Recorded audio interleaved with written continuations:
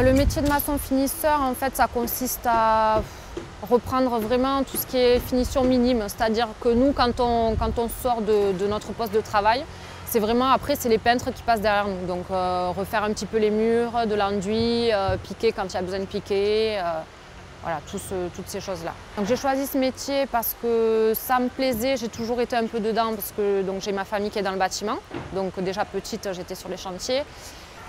Les difficultés, surtout pour moi, c'est au niveau du physique, parce que c'est vrai que quand on travaille au milieu des hommes, on a envie d'être un peu à leur hauteur, mais c'est vrai que sur certaines choses, c'est difficile, j'ai pas la même force physique qu'eux.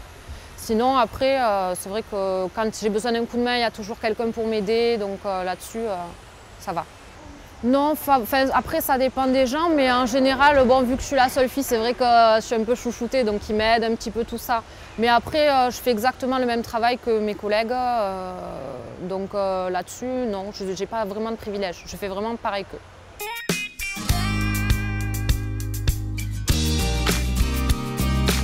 J'ai choisi ce type de métier parce que j'ai eu un arrêt de carrière. J'avais déjà fait des études dans les équidés. Donc un arrêt de carrière qui m'a poussée à rentrer dans les espaces verts en aimant la nature, l'air, être dehors, ne pas rester enfermé dans les bureaux, ingénieurs, tout ça, faire sur des plans et tout. C'est pas trop mon truc, je préfère être dehors, à l'air libre. L'intégration c'est bien passé, ça surprend les hommes de voir une fille arriver, c'est sûr que c'est pas comme tout le monde, c'est pas comme certains métiers où c'est qu'il n'y a que des filles ou que des hommes. Il y a une certaine intégration tout doucement, progressivement à faire. Et après, ça se passe plus ou moins bien. Mais dans l'ensemble, à l'heure actuelle, ça va très bien. Oui, il y a toujours des preuves à faire. Après, peut-être que l'avantage d'être une fille, je suis rentrée, j'étais quand même plus jeune qu'eux. Donc j'étais la Benjamine, on va dire. J'ai demandé, quand je suis rentrée, à ne pas avoir de favoritisme. J'ai choisi un travail d'homme. Donc je veux pouvoir assumer les tâches d'homme. Certes, c'est sûr qu'il y a des tâches qu'on ne peut pas faire en étant femme. On n'a pas leur dos, on n'a pas leur musculature, on n'a pas ce que... Après, il y a des femmes peut-être, mais moi personnellement, non. Il y a des choses que eux peuvent faire et que moi je peux pas faire.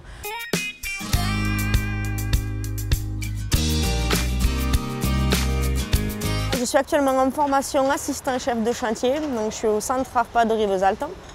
Là, j'arrive sur ma fin de stage. J'ai fait 3 semaines de stage donc, chez Fondeville.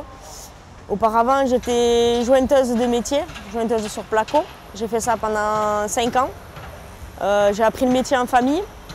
Et après, j'ai voulu me reconvertir dans le gros œuvre parce que je trouvais que c'était beaucoup plus intéressant, moins routinier. Moi, j'ai choisi ce métier parce qu'auparavant, avant de mettre le pied dans le bâtiment, j'étais en restauration. Et en restauration, on n'a pas d'heures, on n'a pas de vie de famille, on ne compte pas les heures.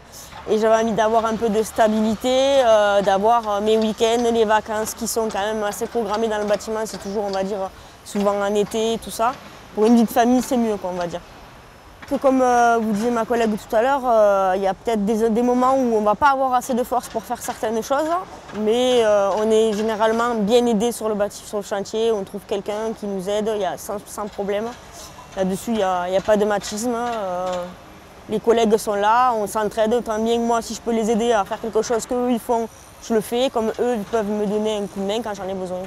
C'est vrai qu'il y en a, avant que je me lance là-dedans, qui me disaient, tu sais, tu es une femme, est-ce que tu vas être respectée? Est-ce que les hommes vont t'écouter? A priori, là, pendant mon stage, quand j'ai demandé quelque chose, ça s'est fait sans problème. Il n'y a pas eu de manque de respect. Ça s'est super bien passé, quoi. Je pense qu'une femme est beaucoup plus diplomate quand elle dit les choses. Elle ne va pas crier, elle va essayer de prendre les choses autrement par rapport à un homme. Donc ça va être perçu autrement. Sur mon stage, j'ai eu des fois à demander des choses à des ouvriers. Ils l'ont fait sans problème. On ne m'a pas dit non. On m'a même dit oui chef, ça m'a fait plaisir, même si je ne suis pas encore un chef. Mais j'espère le devenir.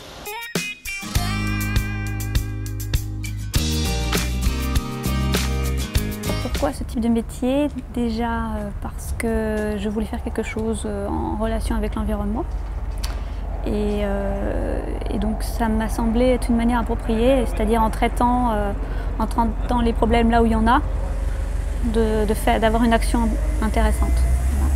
Alors les difficultés que j'ai eues en tant que femme dans ce type de métier, c'est au niveau des embauches. Il faut avouer que quand même on pose la question est-ce que vous comptez avoir des enfants dans l'année qui vient? Après, je dirais que ça ne m'a pas desservi le fait d'être une fille parce qu'au contraire, ils cherchaient des qualités, ils associaient au côté féminin des qualités inhérentes au côté féminin, c'est-à-dire la communication, la douceur, entre guillemets, et finalement, c'est un peu ce qu'ils cherchaient parce qu'on est dans un monde de brut, entre guillemets, dans ce milieu où les hommes, quand c'est de l'assainissement, c'est très terre à terre, hein, on met les mains dans la merde, hein, il faut le dire. Donc, du coup, le fait que ce soit une femme qui leur parle et qui même les dirige, l'écoute passe différemment.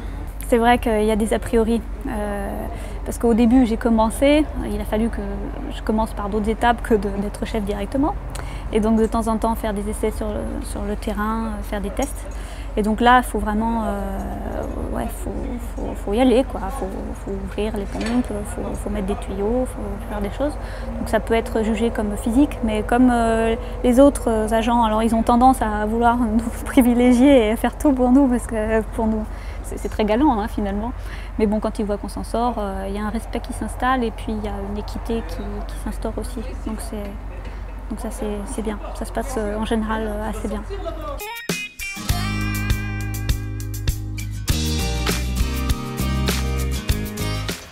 J'ai commencé la ferraille il y a un peu plus de 10 ans et actuellement je suis chef d'équipe depuis 2-3 ans. Non, il y a une dizaine d'années, par rapport à mon frère qui a ouvert sa petite entreprise, j'ai voulu travailler sur les chantiers parce qu'initialement j'étais secrétaire. J'ai voulu travailler sur ce chantier et ça m'a plu. J'aime le bâtiment, l'extérieur, la communication avec les hommes, bien que maintenant il y a de plus en plus de femmes dans le bâtiment. J'aime ce métier, je ne peux pas dire pourquoi j'aime. On dit que c'est ingrat, physique ou quoi, mais non, moi je l'aime. Ça s'adapte très bien quand même. Ça s'adapte. La communication et le social, parce qu'il n'y a pas que le travail, il y a le social et je suis assez bien acceptée. Au début, on me regarde, on me teste, mais tout se passe très bien. Pour moi, c'est naturel, c'est le métier. Je suis une femme, j'ai des enfants, je suis toute seule, donc c'est dur le matin de se lever. En plus, je fais toujours 1h30, 2 heures de route pour aller travailler. J'habite assez loin, donc c'est dur de me lever, de faire la route. Et une fois que l'heure arrive de commencer, là, je suis tout de suite, je suis bien.